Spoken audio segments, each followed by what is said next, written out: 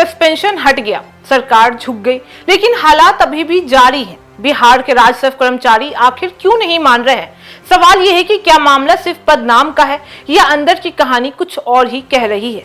चलिए अब इस खबर के पीछे की पूरी कहानी आपको बताते हैं।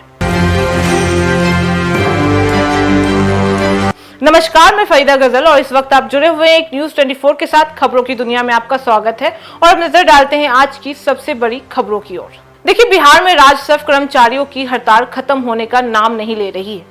बता दें कि सरकार ने 200 से ज्यादा कर्मचारियों का निलंबन वापस ले लिया है, लेकिन इसके बावजूद कर्मचारी अब भी अपने काम पर लौटने को तैयार नहीं हो रहे हैं।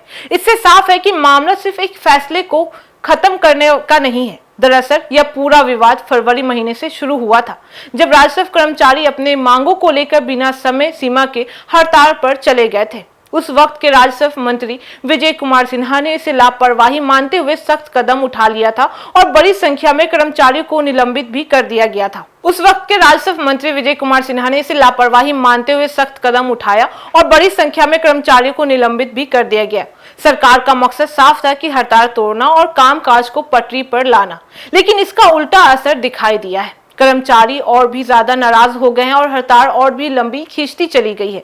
अब हाल ही में नई सरकार बनने के बाद से मुख्यमंत्री सम्राट चौधरी ने बड़ा फैसला लेते हुए 200 से अधिक कर्मचारियों का निलंबन रद्द भी कर दिया है। सरकार को उम्मीद थी कि इससे कर्मचारी काम पर लौट आएंगे और स्थिति सामान्य भी हो जाएगी, लेकिन ऐसा नहीं हुआ है। अब सवाल कर्मचारियों क्यों नहीं मान रहे हैं, क्योंकि कर्मचारियों का कहना है कि उनकी मुख्य मांगे अब भी पूरी नहीं हुई हैं। उनकी प्रमुख मांगों में शामिल है ग्रेड पे में बढ़ोतरी, गृह जिले में पोस्टिंग और दाखिल खारिज प्रक्रिया में सुधार, कार्यालयों में बुनियादी सुविधाएं और पदनाम में बदलाव। हालांकि सरकार ने पदनाम बदलने जैसे कुछ मुद्दों पर सहमति तो दे दी है, लेकिन कर्मचारियों का कहना है कि जब तक सभी मांगों पर ठोस फैसला नहीं होगा, वे हड़ताल खत्म नहीं करेंगे। यानी उनके लिए सिर्फ सस्पेंशन हटाना काफी नहीं होगा। दूसरी तरफ सरकार भी अपनी चुनौती में जी रही है। अगर वह सभी मांगे मान लेती है तो इससे वित्तीय और प्रशासनिक दबाव बढ़ सकता है, और अगर नहीं मानती है तो हड़ताल जारी भी रह सकता है। इस पूरे मामले का सबसे ज्यादा असर आम लोगों पर पड़ा है। जमीन से जुड़े हजारों मामले लंबित हैं। म्यूटेशन और दाखिल खारिज का काम रुका हुआ है। लोगों को बार बार दफ्तर के चक्कर लगाने पड़ रहे हैं। यानी यह सिर्फ कर्मचारियों और सरकार के बीच का विवाद नहीं है, बल्कि जनता की परेशानी का भी मुद्दा बन गया है। वहीं बता दें कि विशेषज्ञ मानते हैं कि अगर यह स्थिति अधूरी बातचीत का नतीजा है, तो जब तक दोनों पक्ष पूरी तरह से एक दूसरे की बात नहीं मानते हैं, तब तक समाधान मुश्किल है।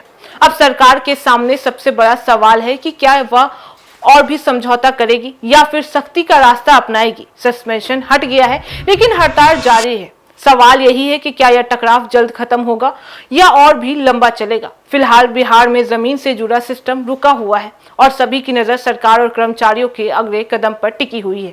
तो फिलहाल इस खबर में बस इतना ही। बाकी इस मामले पे आपकी क्या राय है, आप हमें कमेंट करके जरूर बताएं।